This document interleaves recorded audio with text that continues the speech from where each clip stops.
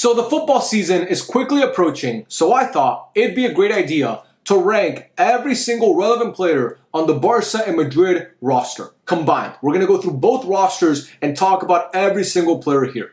Are you not entertained? Are you not entertained? Come on, man. This is amazing. I don't know how long this video is going to be, but it's going to be a long video. I can promise you it'll be a long video because we have a lot of players here. I think in total, there's 42 players on this whole tier list. You can see it right now. We have them all right here. I scroll down. There's more players down there. I couldn't find the actual FIFA card for all of them. So for some of them, I had to, just get a random picture off Google, which sucks. It kind of kills the aesthetic of this whole thing. I wish it were all, it was all the FIFA cards. But anyway, it doesn't matter. We're going to be ranking every single one of these guys. We have 4 tiers. World class, great, good, which is aka mid but nicer. And then the final tiers, lucky to wear the kit. When we talk about world class, and when we talk about all these tiers, but especially world class, because that word gets thrown around too much nowadays. World class, so this guy's world class, this guy's world class. World class means, are you one of the best players in the world at your position? And also, we're going to look at track record, what you've done in the past, what you did this past season. We're going to look at everything. It's all we're going to combine it all, and then we're going to rank the player, okay? So we're not just going to look at one season. We're not going to look at, what you've only done in the past. No, what have you done in the past? What are you doing now? We're going to combine it all. Obviously, lucky to wear the tier is the last tier. It's the worst tier you can be in because it means that you don't even belong to play for this club. You're that bad of a player. I don't see us putting many players on that tier, but there probably will be some, so we'll get to that when we get to that. But yeah, man, I have a lot of Real Madrid fans that watch me. Obviously, the majority of my viewers are Barca fans because, of course, I'm a Barca fan. So you guys let me know your thoughts. As you guys know, if you watch this channel and my content, I try to keep it unbiased. You know what I mean? Like, obviously, I'm a Barca fan, but I can respect a rival player, and I can, I can give praise to a rival player if I need to, and I can criticize a rival player or a Barca player. I keep it 100. I was going to say I keep it 100. You know what I mean? I keep it 100. So anyway, we're going to keep it 100 in this video. We're going to get to it right now. You guys let me know your thoughts in the comments. And yeah, let's stop yapping and let's start ranking some players. Starting us off in this tier list is Barcelona's newest starting goalkeeper. It feels so good to say that, by the way. Barca actually have a competent starting goalkeeper for the first time in I don't know how long. And his name is Joan Garcia. By the way, I do like Szczesny. I didn't mean to sound disrespectful to Szczesny there. I do really like Szczesny, but he's not Joan Garcia. Joan Garcia is a guy who last season single-handedly, and I mean single-handedly, saved Espanyol from relegation. He did it, bro. That defense was shambolic, and this guy, man, some of the performances he put forth, I mean, they were literally carrying him out of the stadium like he was a Greek god, bro. That's how much they love him in Espanyol. Now they don't like him so much because he joined Barca, but anyway, if we're just basing this off last season, he would go, I think, in world class because I believe he was a top 7 to 8 goalkeeper in the world last season. I think, the top 5 is Alisson, Courtois, Donnarumma had a great year, Sommer had a really, really good year, David Raya had a really, really good year. I don't think Joan Garcia is in that conversation yet, but again, he's not playing for PSG, Arsenal, or Real Madrid. He's playing for Espanyol. Now with Barca, a lot more eyes are going to be on him, and I think people are going to realize how good this guy is. But again, right now, I can't really put him in world class. It's between good and great because obviously we're not going to put him in lucky to wear the kit. And good, like, I should have maybe not put good as aka mid but nicer because that makes it sound like an insult. I mean, good is good. I think Joan Garcia is a great goalkeeper. I really like what I've seen from him so far this preseason, and I think he's going to be really good for Barca, man. And finally, Barca have a competent goalkeeper. So for me, Joan Garcia right now is going to go in great. Again, if we're basing it just off last season, I'd be more inclined to put him in world class. But if we're taking everything into account, we're looking at track record and all that stuff, I'm going to put him in great. But one amazing season like he had last year with Espanyol, with Barca, and this guy's going in world class because he'd be recognized as one of the best goalkeepers in the world. It's one thing to do it at Espanyol. When you do it at Barca, it's different. So yeah, Joan Garcia to me is going to go in great. Next up, we have Thibaut Courtois, of course, Real Madrid starting goalkeeper. Thibaut is obviously going to go in world class. I'm not going to spend too much time talking about Thibaut Courtois. The guy's a machine. The best goalkeeper in the world. Pretty clearly the best goalkeeper of his generation. All respect to Alisson. He's clearly the best goalkeeper of his generation. Some of the saves this guy pulls off, it's honestly kind of ridiculous. I remember watching that game in the Club World Cup. I think they played Dortmund or something. Or maybe it was the game against Juve. I forget which game it was. Maybe it was actually Pachuca. I don't know. One of those games. And Thibaut Courtois was making some saves that I don't understand how his arms are so long. And he doesn't have a weakness in his game, bro. He does not have a weakness in his game. Honestly. So for me, Thibaut Courtois is going to go in world class. The best goalkeeper in the world to me. And yeah, man. The guy's, I mean, he's in his mid-30s, early to mid-30s, and he's still playing at an elite level. So for me, Thibaut Courtois is going to go in world class. Next up on the tier list, we have Gerard Martin. My boy Gerard. Me and him are like this, bro. I love him so much. And I don't want to hop on the bandwagon and just put him in lucky to wear the kit just to be a dick because everybody's already really mean to Gerard Martin. But I really do believe he's lucky to wear the kit. he plays for Barca, and that's amazing, okay? Very few people in the history of the universe can say that they've played for FC Barcelona. And Gerard Martin is one of them, and he's made appearances for the first team. This fucking guy started in a UCL semifinal at the San Siro for Barcelona. He did that, okay? So I don't think he cares that I'm gonna, say some mean stuff about him right now, because I'm actually not gonna be mean. I'm just gonna say this. Gerard Martin, if he plays 4 games, he's good for maybe a half of those 4 games. He's good for maybe a half of those 4 games. And anybody trying to rewrite history and say that Gerard Martin is not that bad of a player, he's not a terrible player because, again, he plays for Barca. But when you're held to the standard of Barcelona and Real Madrid and the level you have to be at to play for those clubs, Gerard Martin is not at that level, bro. I'm sorry. He's better than Hector Ford. If we're talking about who do we sell, Hector Ford or Gerard Martin, give me Gerard Martin. I'm done with Hector Ford. I'm quite frankly done with Hector Ford. Every time I see him come onto the pitch, this guy, I don't know what he's doing, honestly. I don't know what he's doing. So he's better. To me, Gerard Martin is better. But again, I just think he's lucky to wear the kit. I don't think he's good. I don't think he's great, and I definitely don't think he's world class. So again, Gerard, he'll always have that first half against the second half against the second half against Inter in the second leg at the San Siro. And we saw him in the preseason so far playing as a left center back. Maybe that's a new role for him. Maybe this season he's playing as a left center back. It unlocks something new for him. We see a different version of Gerard Martin. We see a more explosive and a better version of him. Do I see that happening? Possibly not, but again, I don't put anything past Hansi Flick. Hansi Flick can get his hands on anybody and make him elite, honestly. So Hansi Flick could find a virgin in a brothel. How about that? That's how good Hansi Flick is. He could find a gem anywhere, but I don't know. I'm going to put him in lucky to wear the kit. Again, not trying to be a dick, but he's not that great. Next up, we have Dean Huijsen, or I still don't know how to pronounce his name. I think it's Dean Huijsen. That sounds like the best way to say it. But anyway, Dean Huijsen. I've been really impressed with Dean Huijsen, man. I've been really, really impressed with Dean Huijsen. We saw in the Club World Cup, man, when this guy wasn't on the pitch, how bad that Madrid defense looked. It was so bad against PSG with Rudiger and Asencio. It looked so bad when he wasn't on the pitch. I think that changed their tournament. Do I think they beat PSG? No, but I think it goes better if Dean Huijsen is playing. So I look at this guy play. Last year at Bournemouth, he was really good. And then this year in the Club World Cup, the small sample size we've seen from him so far wearing a Madrid kit, you could argue, along with Gonzalo Garcia and maybe Courtois, he was the best player in that Club World Cup. I don't know what Madrid fans think, but he was up there as one of the best players for Madrid in the Club World Cup.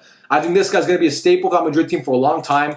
Do I think he has enough of a track record at the top level to put him in world class yet? No, I don't think he has that yet. I think he's going to go into great. I think kind of like Joan Garcia, we've seen one really good season from him, and now we're kind of waiting for them to, take that next leap at a bigger club. So I think he's going to go into great, but I could see Dean Huijsen finding himself in world class by December of this year because I think he has that potential. I think he's going to be universally regarded as a world-class talent, but I don't think right now I can just say he's world-class. Like when I think of the world-class center backs in football, I think of Virgil van Dijk, a guy who's been doing it for a long time and is coming off a great season. I think of Bastoni, who again, been doing it for a long time and coming off a great season. William Saliba, been doing it for a long time and coming off a really, really good season. I was gonna say Upamecano. People shit on Upamecano. He actually had a really, really good year for Bayern. Do I think he's world class? Maybe not. But again, we're talking about those guys. Maybe I'm missing somebody too. Ruben Diaz, even though I don't know about that. But anyway, Dean Huijsen, he's gonna go into great. But again, I could see him being world class by the time the season, by midway through this season that's coming up, the 25-26 season. So yeah, Dean Huijsen is gonna go into great. Next up, we have Antonio Rudiger.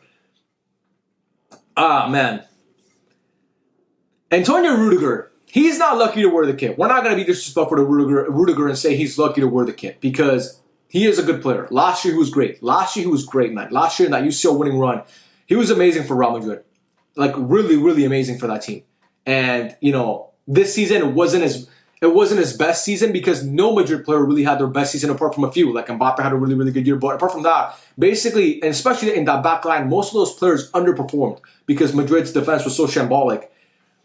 I'm going to put Rudiger in great. I'm not going to put him in good. I'm going to put him in great. I don't think he's world-class. I don't think he's a world-class center back, but I think he's a great center back. I think when you're looking at Antonio Rudiger, even going back to his days at Chelsea, nobody ever thought of him as like world-class, even though there's times at Chelsea where he was fucking amazing. And even at Madrid, like I said, he's been amazing. But I never think of him, like if I'm naming the best center backs in the world, Rudiger's not one of the guys that comes to my mind right away. So for that reason, Rudiger's going to go into great. So yeah, Rudiger's going to go into great. I don't know. Yeah, he's gonna. I think I'm gonna leave him in great. I think he's a great center back, but again, I don't think he's world class, and I think he's better than good. So I think great is a good tier for him.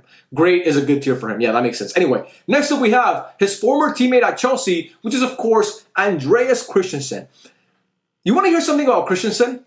I really do believe that if he would have played the whole last season, he would have been the Christensen that we all know and love, and I would have put him right into world class because I believe Andreas Christensen genuinely has world class talent. I think he's so fucking underrated, and I think he's so good. But he missed the whole year, and your best ability is your availability. We haven't seen Christensen in a long time. I think Christensen is great. I think Christensen is a great center back, and I think, honestly, he's probably the most underrated player on the Barca team. I really do believe so because it's been so long since we saw Christensen actually play a full season because he missed the whole season that we're like, oh, this guy, how good really is he? He's really good. And I think most Barca fans that watched him in the preseason and watched him last year when he came onto the team, when he finally got healthy, we realized what we were missing this whole year with a guy like Christensen, a guy who could have helped us so much. I think Christensen and Rudiger are on the same level. I really believe they're on the same level. When they're both healthy, they're on the same level. And I think at their best, I think Christensen might be a little bit better, honestly. But again, we're not talking about that. But I'm going to put Christensen in great. I have I love Christensen. He's been so consistent for Barca ever since he stepped foot in the club when Barca first signed him in that transfer window back in 2022. So for me, he's going to go into great. No doubt about it. Just criminally underrated. Next up, we have Dani Olmo. I look at Dani Olmo, and I don't know. He's definitely, first of all, let's get this out of the way. Dani Olmo is not world-class. He's not a world-class player, okay? He's just not. Is he great or is he good? He's not lucky to wear the kit. Is he great or is he good? By the way, if you guys can hear something in the background, again, I apologize. There's construction in my building. I don't know what the fuck they're doing out there. It's not me farting, I promise. I didn't leave my vibrator on like somebody commented, the rose thing. Anyway, besides the point. Dani Olmo, okay, so he's not great. He might go into good. But good is also aka mid but nicer. And when I look at the next guy we're going to talk about, Dani Ceballos, I look at Dani Ceballos as a good player. When I look at Dani Ceballos, I think every time I see him come onto the pitch for Madrid, he's a really, really good player. He does the fundamentals well. Dani Ceballos is never going to win you a game, but he's never going to lose you a game. And actually, he's more likely to win you a game than lose you a game with Dani Ceballos. He's more likely to win you a game with something that he does than lose you a game with something that he doesn't do, or maybe he makes a mistake. So I think Dani Ceballos is a good player. He's the definition of good, aka mid, but just nicer, okay? He's a great squad player to have. He really is.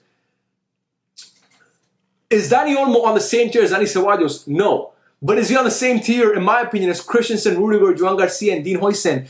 Look, I was skeptical of Dani Olmo when Barca first signed him. Okay? I was skeptical of Dani Olmo. Not because I didn't like him as a player, but because I felt like we didn't really need his profile. Now, he got to Barca, and he played well. When he started playing for Barca, man, those first few months, before he started picking up injuries left and right, he was looking really good. And we were like, oh, this is what Deco saw in this guy, or Joan Laporta saw in this guy, or Hansi Flick saw in this guy. But the more I look at Dani Olmo, the more I see a guy who has these bozo tendencies in him. And I don't mean that disrespectfully, by the way. When I say bozo, I mean like the ability to make just a stupid mistake. That's what I mean when I say bozo. But again, on his day, he's disgusting, bro. On his day, Dani Olmo is quite literally unplayable. So for me, he's going to go into great. I'm going to put Dani Olmo in great. I think he's a great player. I think he's a great player. I do believe he's a great player. Now, is he the best player? Is he the best attacking midfielder for Barca? No. I think there's a better attacking midfielder that we're going to talk about, of course, on this list. But I think Dani Olmo is going to go into great. Right now, he's going to go into great. Next up, we have Ferran Mendy. Ferran Mendy, to me, is going to go unlucky to wear the kit. Obviously, Madrid just signed this new guy, Alvaro Carreras. Here's the thing with Ferran Mendy. I think Ferran Mendy, defensively, is a really, really good left back. I think he's a great left back, actually, defensively. And we saw in that UCL run in Paris that Madrid won, in that UCL run where Madrid beat Liverpool in Paris, he was great, man. Last year, when he played, he was good. He's not a terrible player. Okay, he's not a terrible player, but the biggest issue with Ferran Mendy is, number one, he's extremely inconsistent. Or actually, he's consistently more bad than he is good. That's just the fact of the matter with Ferran Mendy. And second of all, with Ferran Mendy, and I've watched every single minute that he's played around Madrid. I've literally watched every single minute of every game he's played since he got to Madrid. He can't do shit past the halfway line. He cannot do anything when you cross the halfway line. He's a liability going forward. Like, honestly, and in the modern football, football in the modern day, you can't really be a liability going forward. You need your fullbacks, especially your fullbacks, to be able to create mismatches out wide. And Ferran Mendy, whenever I watch him play, he can't do that. Honestly, it's like whenever he passes the halfway line, he looks like a fish out of water. He's in shock. He's like, oh my God, I made it this far. What do I do now? That's what I see when I talk about when I see Ferran Mendy. But again, defensively, he's one of the best defensive fullbacks in the world, in my opinion. But a fullback's not just, we're not living, like it's not 2001 anymore. You know, the World Trade Center already, no, I'm kidding. That was bad. But it's not 2001 anymore, you know what I mean? Like, you need your fullbacks to go up and down the pitch. And I just think that when you're that limited at one half of that, if your job is doing 50% defend and 50% attack, and one of the 50%, which is attack, you're terrible at, I think he's lucky to wear the kit. I think Madrid, one of their biggest weak spots in these few years, if they've had any, because obviously they've won, what, 2 of the last 3 UCLs. But when they've had weak spots, it's mostly been at the fullback position and mostly left back. So for me, again, Mendy was good in those UCL runs. I don't know, man. But putting Ferran Mendy in the same tier as Gerard Martin is kind of disrespectful, no? Maybe he's on the same tier as Dani Ceballos. Maybe he's on the same tier as Dani Ceballos. I don't know. For now, we're going to put him there, and then we'll change it maybe. Maybe we'll change Mendy, because now that I think about it, maybe I'm being kind of a dick. Because putting him on the same tier as Gerard Martin, I don't know. Anyway, next up we have Frenkie de Jong. I'm sorry. Frenkie de Jong is world class, bro. I don't know what to tell you guys. Frenkie de Jong is world class. He's a world class player. When Frenkie de Jong is healthy, when Frenkie de Jong is on the pitch, Frenkie de Jong is world class. He just is. He just is. He is one of the best players in the world at his position. Give me a reason why he's not. And you know what's funny about this? It's going to be mostly Barca fans that disagree with this. It's mostly going to be Barca fans because they're the ones that hate this guy the most. It's fucking crazy to me. Frenkie de Jong, when he's playing, and I'm not even talking about on his day. Okay, we're not talking about on his day. When Frenkie de Jong is healthy and on the pitch, he's most of the time great. He's great. Not good, great. A guy who can make so many impactful, like he can have so many impactful moments in a single game. Frenkie de Jong is a world-class player to me. Last season, he was amazing when he came back from injury. He had a couple rough games to start off. When he came off the bench against Dortmund in the UCL, he was fucking terrible. When he started getting his feet under him, he was amazing. Last year under Xavi, first half of the season before he got hurt, and pretty much for the whole season when he was healthy, he was Barca's best player, arguably. The year before, great. Frenkie de Jong is that kind of player. He really is. He's a world-class talent, in my opinion. He's a world-class player. He's going to go into world-class. Next up, we have Brahim. Another guy like Dani Ceballos, who, to me, is good. I think Brahim is a good player. I think he's a great squad player to have. He doesn't get enough playing time in that Madrid team because, obviously, you're not going to play him out wide over Rodrygo or Vini, and you're not going to play him centrally over Jude because those guys are, I mean, we're going to talk about them, obviously, in this video. They're just way better. They're just way better. But Brahim is a guy who, he's never been a great playmaker. I don't like, maybe he could be good as a 10, but I don't really see him as an elite playmaker. He's a really, really good finisher, and he can get his foot at the end of balls. Yeah, I mean, he's a guy, he could be a poacher, you know what I mean? He has a good goal-scoring knack about him. He scored important goals for Real Madrid. Obviously, I think he scored the goal against City. No, I know he scored the goal against City in the UCL in the playoff. He scored that one goal against Atletico Madrid as well in the first leg of the Bernabeu. Brahim has his moments, man. There's sometimes I watch this guy play, and he's dribbling through the whole team. He had that one, I think, was it this year or last year, where he was dribbling in and out through like through a whole team. The guy honestly has his moments. I think he's a good player. I think Dani Olmo's better, right? If we're comparing Dani Olmo and Brahim, I think Dani Olmo's a better player. Like right now, if Barca said, hey, we'll swap you Dani Olmo for Brahim Diaz, Real Madrid would be like, yeah, right away, right there. Oh yeah, give us Dani Olmo, you'll take Brahim Diaz. That's kind of how I'm judging this right now, but I think Brahim is a really, really good player. I think him and Dani Ceballos are around the same, where they're guys that when they come onto the pitch, they're more likely to do well than do bad. But again, if they're starting every single game for you, you probably have some holes in your squad you got to fix. But yeah, I think Brahim is going to go into good. Next up, we have Eder Militao. Eder Militao, to me, and there's going to be a lot of guys that go into great here. I think Eder is a type of player that he's very good with his feet. He can make last-ditch tackles. I think he's a very intelligent defender. Sometimes his positioning is a little bit questionable, but I think Eder, for me, is he world-class or is he great? I think he's on the same tier as Rudiger and Christensen. I think he's great. I think he's a great center back. Honestly, do I think of him as one of the best in the world currently? No. Maybe a couple years ago I would have said yes, but over the past few seasons he's dealt with a lot of injuries, a lot of significant injuries. He can barely stay on the pitch. I think that obviously brings him down a little bit because, you know, you're coming back from an injury and then you suffer another injury. It's just, he can never get kind of his groove, but I think when he's on the pitch, he's a great center back. Next up we have Tchouameni. I'm trying to say his first name. I don't know how to do it, but Tchouameni. This is so tricky, right? Because I think Tchouameni, here's the thing about Tchouameni, right? Like every player, when you play him in his natural position, he's fucking elite. And he had a really, really good end to the season for Madrid, in my opinion. I think he was really good towards the end of the season. He had a couple rough games here and there, but for the most part, he was good. When you play him at center back, he can do a job. He did a really, really good job of it the year before when Madrid won the UCL under Ancelotti.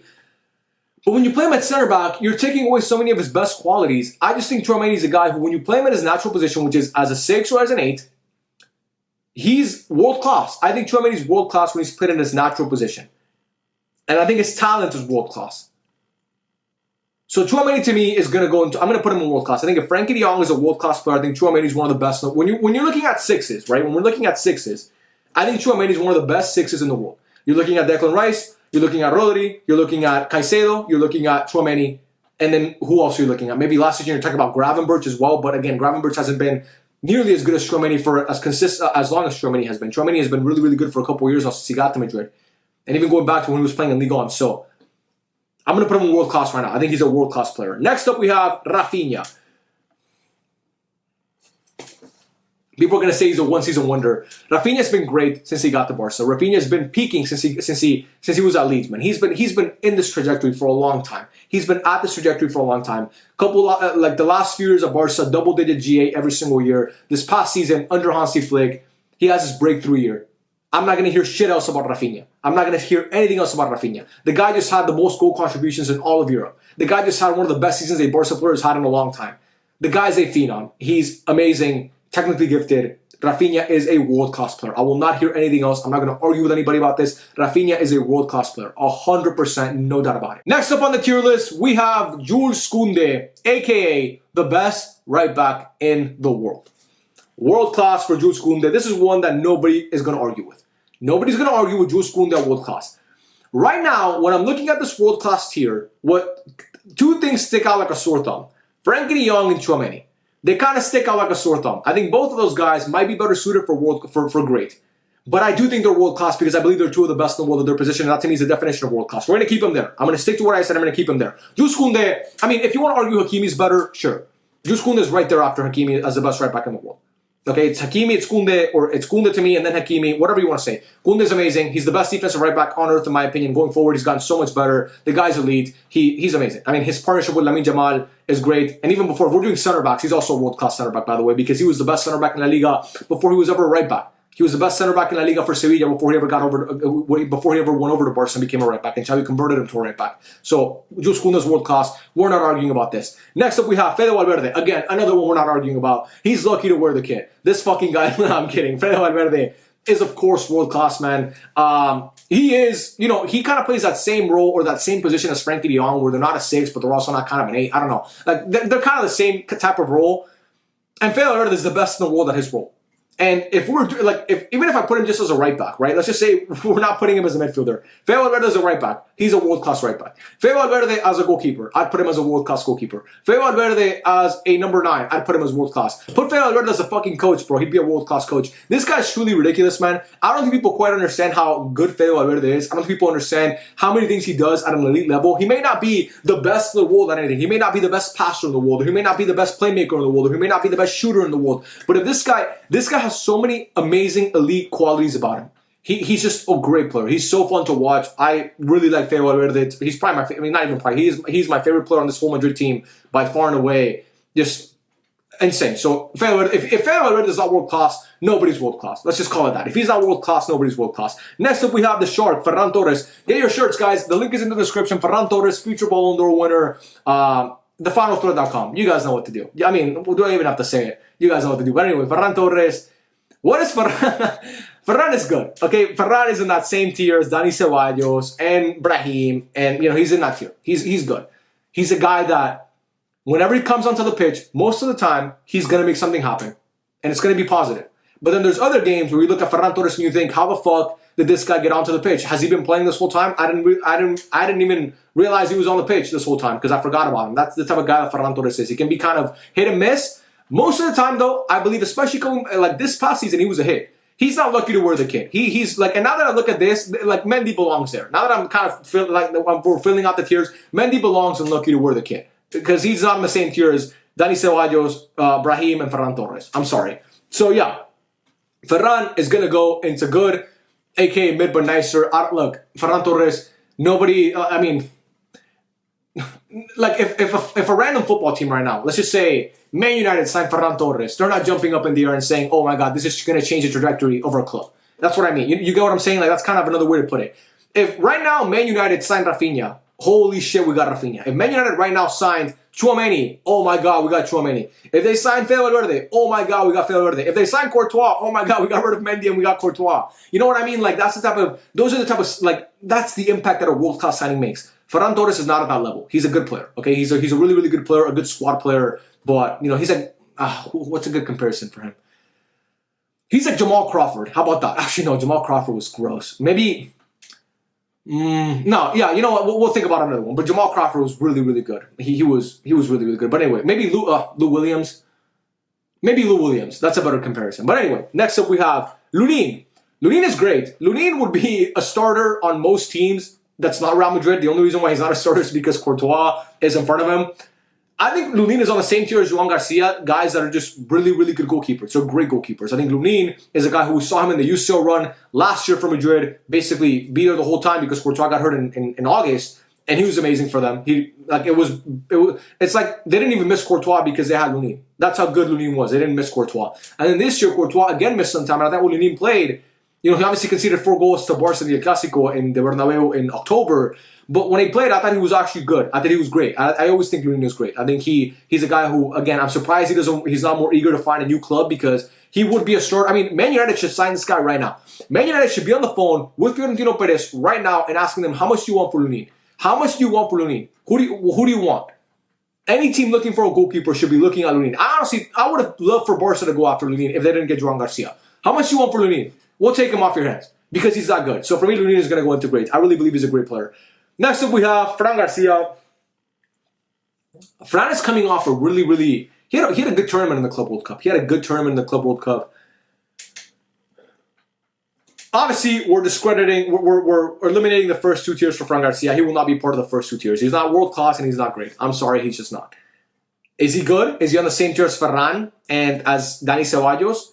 Is he lucky to wear the kit? Is he on the same tier as Gerard Martinez and his left-back partner at Madrid, Ferran Mendy? I'm not a huge fan of Fran Garcia, bro. Every time I watch him play, I'm left kind of unimpressed by him. I think he has some good qualities about him, but most of the time when I watch Fran Garcia, I'm left unimpressed.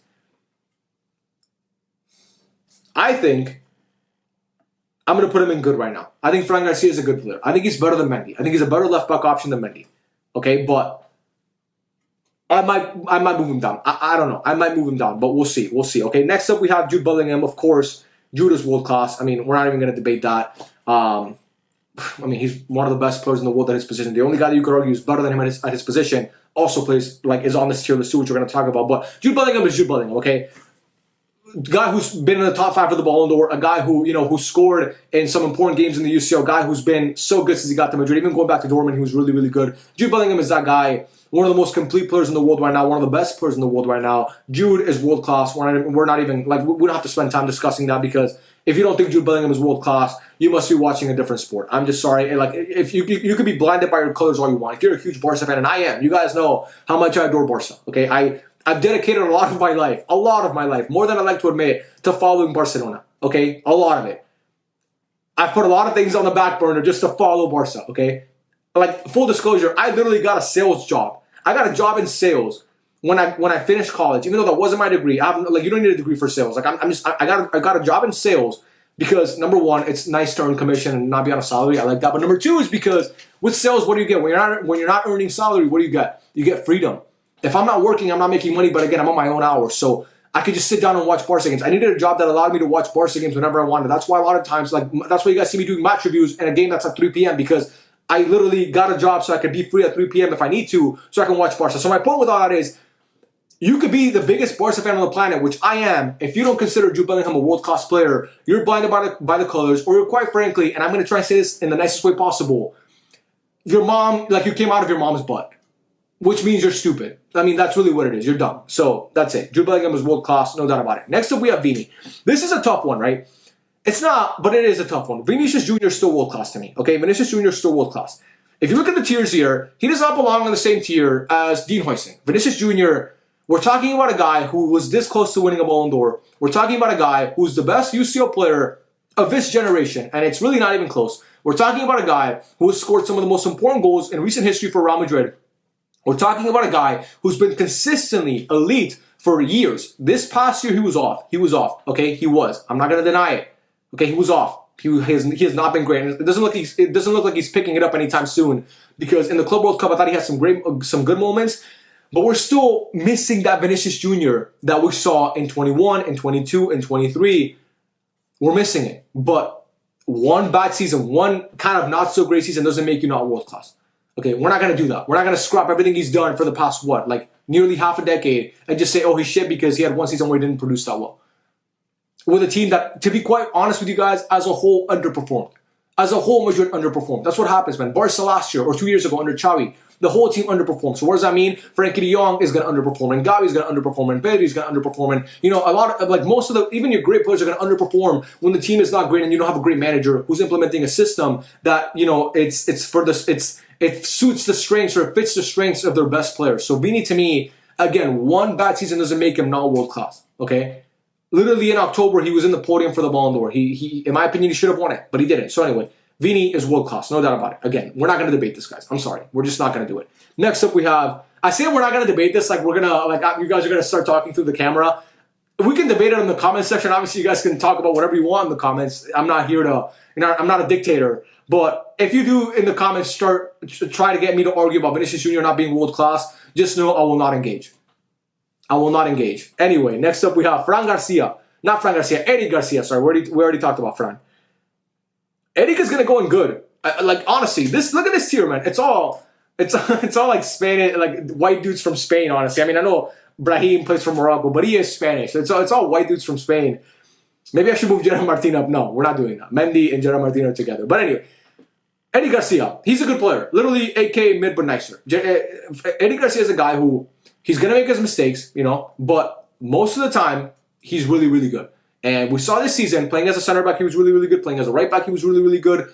Eddie Garcia is he's a utility player. He's a guy who can come in and do a job if you need him to. If somebody gets hurt, he can eat those games. I mean, he can play those games and you'll notice a difference, but it won't be a huge difference. And on his day, he can look like an elite center back or an elite right back. I mean, going back to last season with Girona under Michel, when they got close to competing for the league, he was great in a partnership with Daley Blind. So I think Eddie Garcia is a good player. He's not great. He's not on the same level as Militao and Rudiger or Dean Huijsen or Christensen.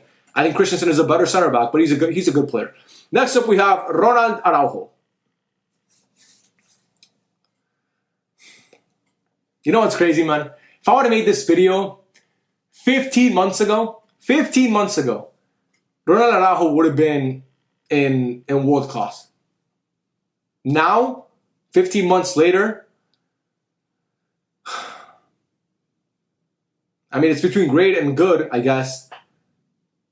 It's tough for Ronald, man. I think he had a rough season for Barca, bro. But I still believe in this guy. I really believe in Ronald Araujo, man. I really do.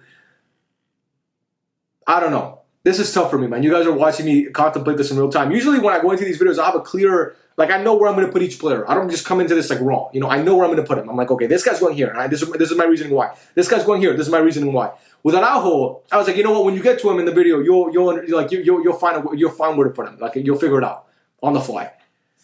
And it's not like that. It's not like that. I don't know where to put Araujo. Is he great? I think he's great. I honestly think he's great. I think he's a great center back. I'm sorry, man. He's not a lower level or lower caliber center back. He's not a lower level center back than Rudiger or Eder Militao. He's just not. I'm sorry, he's just not. And his highs have been higher than Dani Olmo's highs. Obviously, way different position. One's an attacking midfielder, one's a center back. But if you look at Araujo's highs, they've been higher than Dani Olmo's highs. And he was injured to start the season last year. Obviously, he missed the first, 5 months because he suffered an injury in Copa America with Uruguay. And then when he came back, at times I thought he looked really good, but he obviously had the mistakes in the UCL. People are going to kill him for that. I think Ronald Araujo is a great center back. So yeah, we'll leave it at that. Next up, we have Rodrygo.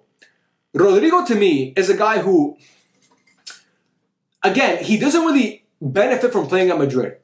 And most players benefit from playing at a club like Real Madrid. There's way more privileges to playing at a club like Madrid than, downsides. Than downsides. But Rodrygo's production has never been at a world-class level. I think his consistency, even though he was probably he wasn't. It was Mbappe. But he was the second most consistent attacker for Madrid last season. He doesn't have the numbers to back it up. He's never had a season where you're like, okay, Rodrygo, this is his year. This is Rodrygo's year.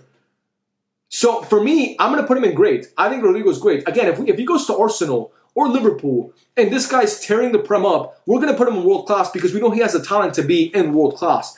But when I look at Rodrygo, I'm not looking at a guy right now who's tearing the world up. You know, I'm looking at a guy who has 3 seasons under his belt where he's put up like over 30 GA. We're not doing that. You know, he hasn't done that. He has good moments, but again, he's not. I don't think he's world class because he's inconsistent. To be world class, for the most part, when you're on the pitch, you have to deliver. And I feel like Rodrygo, a lot of times he delivers, but sometimes he doesn't. So, and again, he's playing under Vinicius. He's playing behind Vinicius Jr. and Mbappe, and then you have Jude Bellingham. He's naturally going to be the odd man out. I just think he's in great. But again, if he goes to Arsenal and has an amazing season, tears it up for them, and has like, 25 goals in the Prem, I'd put him in world class because, again, we know he has the talent to be in that tier. Next up, Pedri, again, like Jude, we're not even going to talk about it. Pedri's, to me, the best midfielder in the world. You guys can disagree if you want. You can say Jude's better. You can say Pedri's better. I don't really care.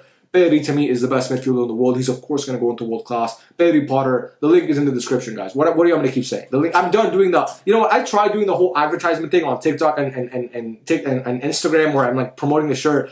That's not me. It's really not, guys. I'm sorry. My new thing is going to be, every time something like this comes up, I'm just going to say, you guys know what to do. And I'm just going to say Pedri Potter or some shit. And then that's how I'm going to promote my brand. But anyway, Pedri Potter, Pedri Gonzalez. Amazing. He's coming off, in my opinion, one of the best seasons a midfielder has had. Honestly, this is essentially one of the best seasons a midfielder has had for Barca. And I don't know how long. He's ridiculous, man. He's so good at evading the press. He's so good at finding that final ball. He's so intelligent, bro. His reading of the game is amazing. I love Pedri, bro. I love Pedri. I think he's a world-class midfielder. And you know what we're gonna do, guys? This is what we're going to do. Because now that I'm looking at this, we're going to do this. Because I believe that Camavinga is world-class. And I think he's better than Tchouameni. And I honestly think he might be a little bit better than Frenkie de Jong. No, you know what? Frenkie... Fuck, dude, this is tough, man, because I don't know what to do. Look, Camavinga to me is world-class. That's what I'll say to you guys. Camavinga to me is world-class. He's a versatile player. The guy he's great defensively. He can cover ground like crazy. He's so good at evading the press. I really rate Camavinga as a player. I rate him very highly. Now, second half of the year for Madrid wasn't great. He wasn't great the second half of the year for Madrid. But Camavinga is a guy that when he's missing from that Madrid squad, you notice it. You notice it, bro. Go back to last season. He got hurt, I think, in the Super Cup final against Atalanta. Or right before in the training. And he missed a bunch of time. He got back in October. And you saw Madrid missing him in those games. I think he's better than Tchouameni. If Barca had the option, Madrid say, okay, we're gonna give you one of the two. You can either pick Camavinga or Tchouameni. Which one do you want? Give me Camavinga. Give me Camavinga 90 times out of 100. Honestly, I prefer his profile as a player. I think he's the better player. But some people might think Tchouameni's better. Some people might again. It's tough, right? Because like I said, I think you can make the argument Tchouameni's one of the best players in the world. Look at me sitting like this, bro. I'm contemplating everything. I think you can make the argument Tchouameni is one of the best players in the world at his position, but again, I think Camavinga is just better, so we're going to do that. And again, world class, you can't have that many players in world class. You just can't. You just can't have that many players in world class. But anyway, next up we have Alejandro Balde. But here's the thing, right? If Balde goes into world class, then you got to put Tchouameni and Frenkie de Jong in world class. And I think Balde has to go into world class because I think Balde is one of the best left backs in the world. There's a lot of great left backs. Grimaldo, obviously Kirkes. You have Andy Robertson, who's washed now, but he was good at one point. Not now. Nuno Mendes, obviously, I'm missing Nuno Mendes. Amazing, he got destroyed in the Club World Cup final. But anyway, Balde's there. Balde's coming off an amazing season. Yes, he missed time, and yes, he missed the whole second half of the year last year. But the year before that, he was amazing. I think Balde's a world-class left back. But again, I'm looking at this now. We're gonna leave it like that. I think that looks good right now. I think that looks good right now. So yeah, Balde's going to go there. Yes, Balde's going to go there. Next up we have Marc Casado. Marc is a good player. That's all he is. He's a good player. We haven't seen enough from, we've obviously saw Marc last year. I thought he was elite when he played, but again, his position got taken by Frenkie de Jong. Whether you like that or not, it just happened. Fancy Flick thought, hey, Frenkie de Jong is better. I think Marc right now, all we can say about him from the sample size that we've seen, he's a good player. I think he has the ability to be elite, and I think he has the ability to be world-class, and I think he was considered world-class at one point in the season. I made a video talking about how he's been the best DM in the world this season, back in October, and he was. But then again, he dealt with injuries towards the latter end of the season. He got hurt. And then, obviously, like I said, Frenkie de Jong came into the team coming back from injury, and he kind of moved him to the bench. So for me, Marc Casado is going to go into good right now. But again, he could move up. Next up, we have Gavi. Gavi is great. Gavi is a great player. That's what he is. Gavi's a great player. He's not world-class. He has the ability to be world-class. But right now, I don't think he's on the same tier as a midfielder, as Camavinga, Pedri, or Bellingham.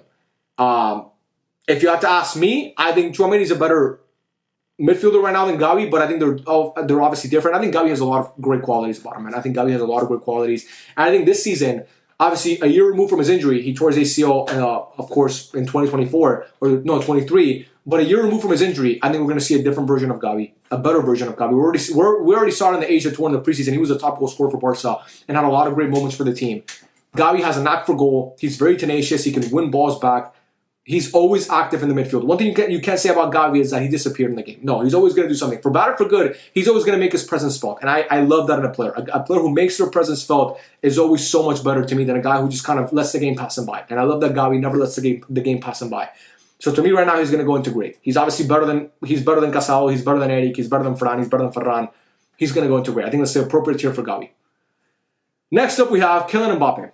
Of course, we're going to put him in world class. I mean, it's fucking Mbappe, man. What are we talking about here? Yes, he had a slow start the first half of the year. Then he tore the world up again. He still managed to get, over 50 GA in the season, even though he had a slow start. Won the Pichichi of La Liga. Was one of the top goal scorers in the UCL. It's Kylian Mbappe, bro. He's world class. I know Madrid fans hate him. Some of them hate him, and some of them love him. I don't know. Some of them switch their fucking mind every 2 seconds. When he has a good game, he's the greatest thing since sliced bread. When he has a bad game, let's sell him back to PSG. I mean, I know football fans are, we're very emotional, but come on, guys. Like, Mbappe is that guy. Mbappe is world class. We're not gonna move him down. He's world class. Next up, we have David Alaba, who to me is gonna go and lucky to wear the kit. Current David Alaba is lucky to be a Real Madrid player. The fact that he hasn't been sold yet to me is kind of crazy.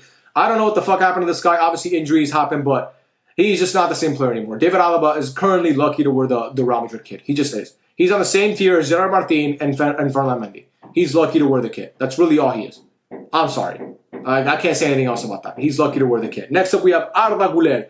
Arda, to me, is great. Arda's a great player. I think Arda, if he got more playing time, if he got more consistent playing time, and I think we're going to see it this season, obviously now that Luka's gone, I think we're going to see a guy who's going to be one of the best players on that Madrid team very soon. I really believe Arda Güler has that type of talent. I believe he's that talented.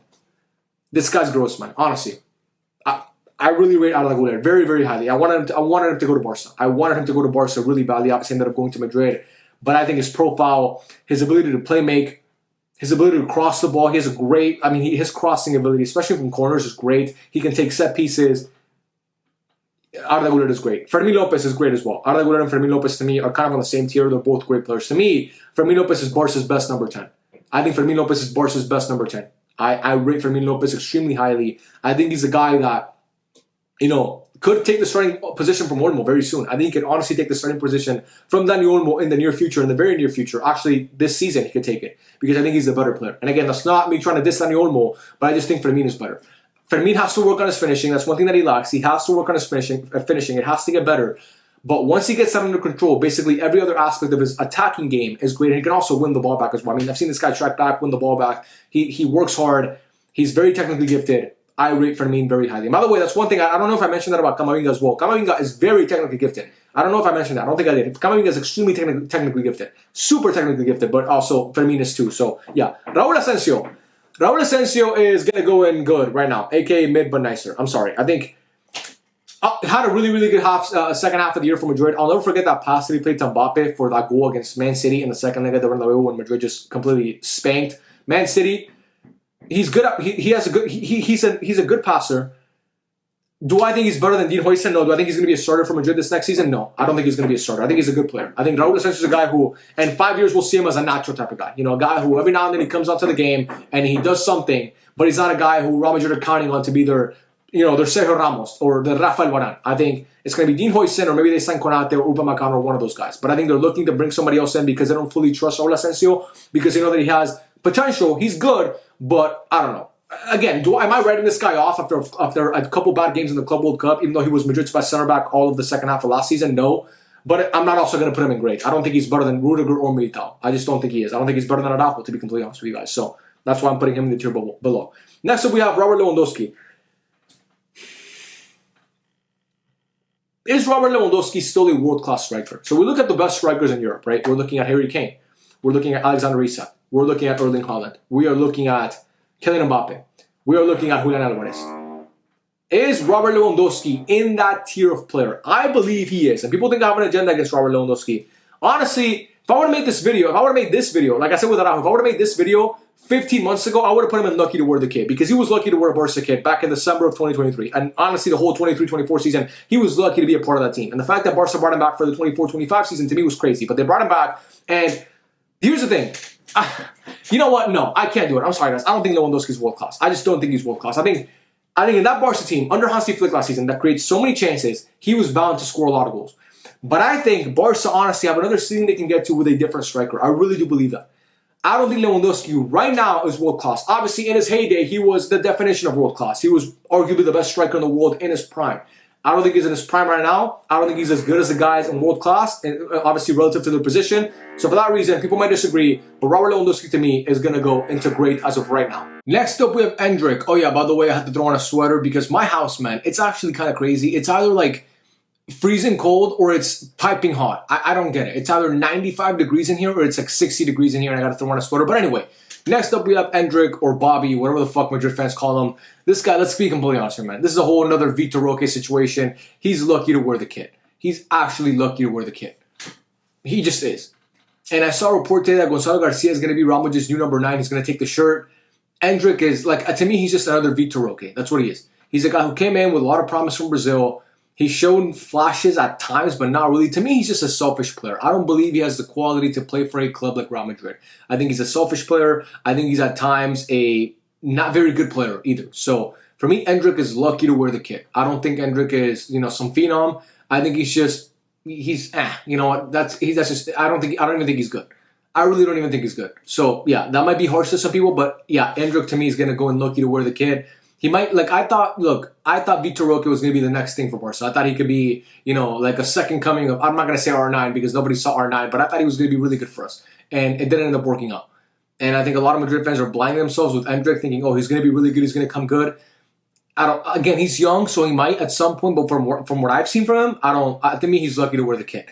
After that, we have Pau Cubarsí. To me, Pau is going to go in world class. A lot of people might be like, oh, how is Dean Huijsen not world class, but Pau Cubarsí is? A lot of people think that Dean is better. Pau Cubarsí's been doing this since January of last year. Pau Cubarsí came into the Barca first team in January of 24. We're now obviously in August of 2025. So he has a season and a half under his belt being one of the best center backs in the world. Dean Huijsen was good at Bournemouth, but that's Bournemouth. It's not Barcelona. So for me, I think anybody who doesn't believe that Pau Cubarsí is one of the best center backs in the world, you haven't been watching him for very long. Pau is that guy. He is that guy. And then obviously that leads us to Lamine Yamal, who's of course going to go into world class. I just realized, man, we have a lot of people in world class. I'm going to have to move some of these guys down. I'm going to have to move some of them down because that's too many world class. But then again, it is Barca Madrid. Like, these are the clubs where you expect most of the world class players to be. I mean, let's not forget that FIFA Pro 11 in 2012 was all Barca Madrid players. So if you're world class, you're more likely playing for one of these two clubs. But anyway, Lamine Yamal, there's no debate about it. A lot of people think he's the best player in the world. I believe he's the best player in the world. He is a phenom. He's insanely good. He's going to go in world class. We don't have to spend too much time talking about Lamine Yamal. If he's not world class, then nobody in football is world class. Like, let's be completely honest. His skill set is one of a kind, world class. Next up, we have Dani Carvajal. I think Dani is in the same tier. Is he on great or world class? Dani, before he went down last year, he was coming off his best season, being a contender for the Ballon d'Or, had a historic season, one of the best fullback seasons we've seen, honestly, in a long time.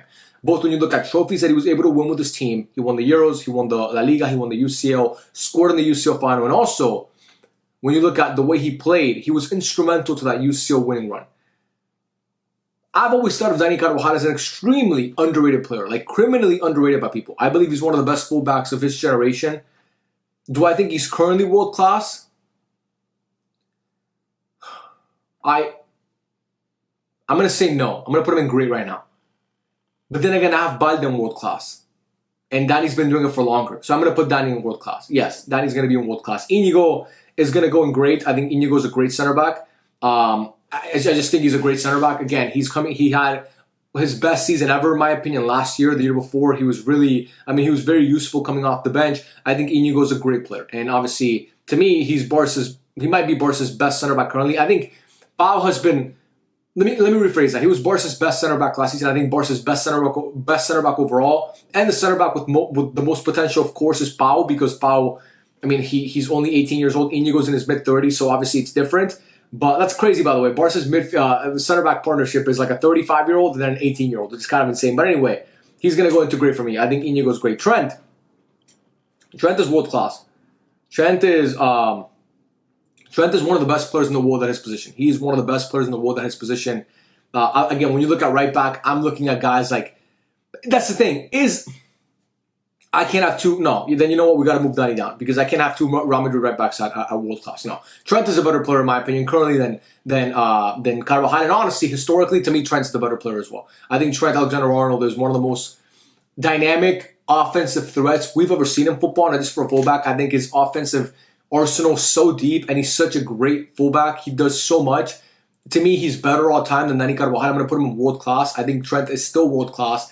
How he's going to fit in the system, how he's going to do defensively, I don't know. But it's pretty much the opposite of Ferran and Mendy, even though he's, like I said, Mendy's not useful at all past the halfway line offensively, but he's good defensively. Trent is better defensively than Mendy is offensively. And of course, Mendy offensively is nothing. And Trent offensively, like I said, he's one of the most dynamic players I've ever seen. So I think Trent is world class. I think, again, when you're looking at right back, I spoke about it with Kounde. We're looking at, if you're world class, that means you're one of the best in the world at your position. If you're looking at right back, you're looking at Kounde, you're looking at Hakimi, you're looking at Trent. And then after that, you're looking at some other guys here and there, but it's mostly those guys. It's mostly those guys. So maybe Timber, he plays right back sometimes, but he's not a natural right back.